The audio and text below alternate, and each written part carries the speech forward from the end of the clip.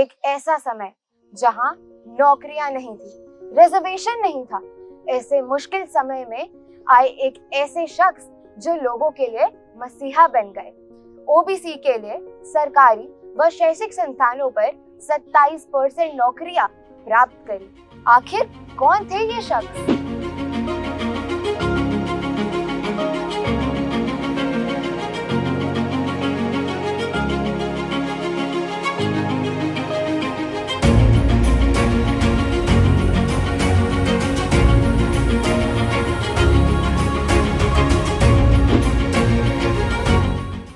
जी हाँ, ये थे विश्वनाथ प्रताप सिंह। इनका जन्म 25 जून 1931 को हुआ था। वे इलाहाबाद जिले में बेलन नदी के किनारे स्थित दया के हिंदू राजपूत जमींदार परिवार में पैदा हुए थे।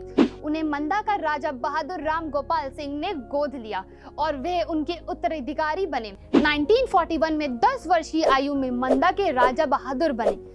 उन्होंने अपनी शिक्षा देहरादून के कर्नल ब्राउन कैम्ब्रिज स्कूल से प्राप्त की और इलाहाबाद विश्वविद्यालय से बैचलर ऑफ आर्ट्स एंड कानून की डिग्री प्राप्त की। इलाहाबाद विश्वविद्यालय छात्र संघ के उपाध्यक्ष चुने गए और बाद में पुणे विश्वविद्यालय के फर्ग्यूसन कॉलेज से भौतिकी में बैचलर ऑफ साइंस की डिग्री प्राप्त की। आइए जाने उनके जीवन के बारे में थोड़ा और उनकी जिंदगी में आए उतार चढ़ाव।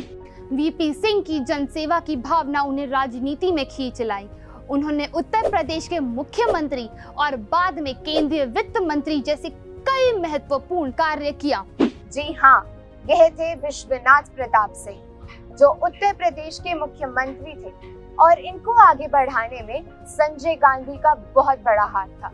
जब राजीव गांधी प्रधानमंत्री बने तो उन्होंने वीपी सिंह को केंद्र में फाइनेंस मिनिस्टर का पद दिया। बतौर फाइनेंस मिनिस्टर वीपी सिंह ने टैक्स चोरी करने वाली बड़ी कंपनियों के खिलाफ अभियान चलाया और उनका इन्हीं कामों में साथ दे रहे थे उनके 2 करीबी अधिकारी, रेवेन्यू सेक्रेटरी विनोद पांडे और एनफोर्समेंट डायरेक्टरेट के प्रमुख भूरेलाल। दोनों अधिकारियों के पास टैक्स चोरी करने वाली बड़ी कंपनियों के खिलाफ कार्रवाई के सीधे निर्देश था और उनकी इन्हीं कामों की वजह से वो लोगों के बीच बहुत लोकप्रिय हो गए थे। इसके कुछ समय बाद राजीव गांधी ने एक बहुत बड़े फैसले का मन बना लिया था। वीपी सिंह और राजीव गांधी के बीच जो बातचीत हुई थी, उनके बीच में जो दीवार थी वह और ऊंची होती गई। क्या ये सच में देश की जरूरत थी या फिर वीपी सिंह के कद ऊंचे होते जा रहे थे, या फिर सबसे अलग राजीव गांधी के ऊपर एक बहुत बड़े घरानों का दबाव था जिस वजह से वीपी सिंह यह कदम उठा रहे थे। बोफोर्स घोटाला उजागर 1987 घोटाला, जिसकी वजह से वीपी सिंह जी ने छोड़ दी कांग्रेस पार्टी।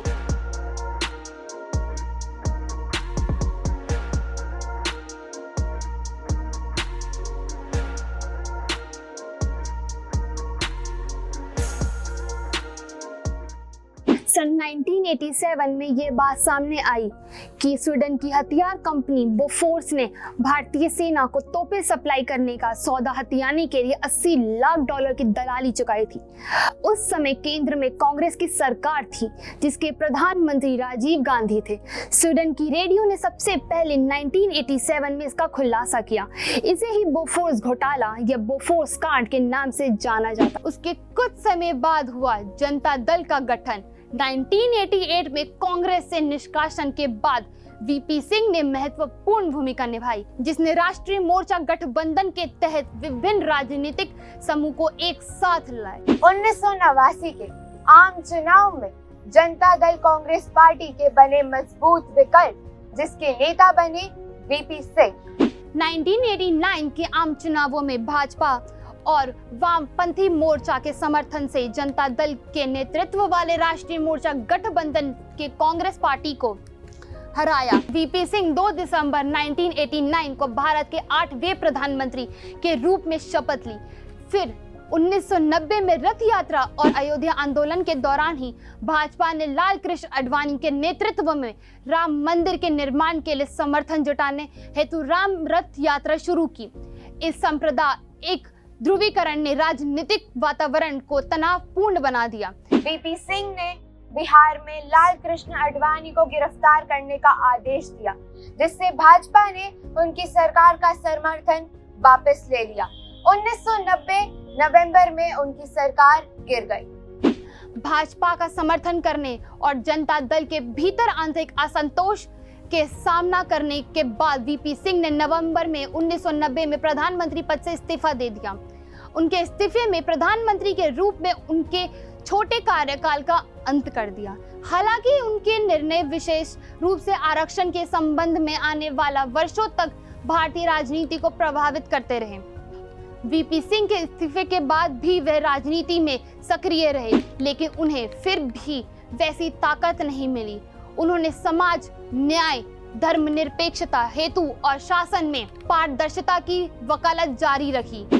वीपी सिंह को एक सिद्धांतवादी राजनीतिज्ञ के रूप में याद किया जाता है, जिन्होंने साहसिक निर्णय लिए, भले ही इसके लिए उन्हें अपनी राजनीतिक करियर की किस्मत चुकानी पड़ी।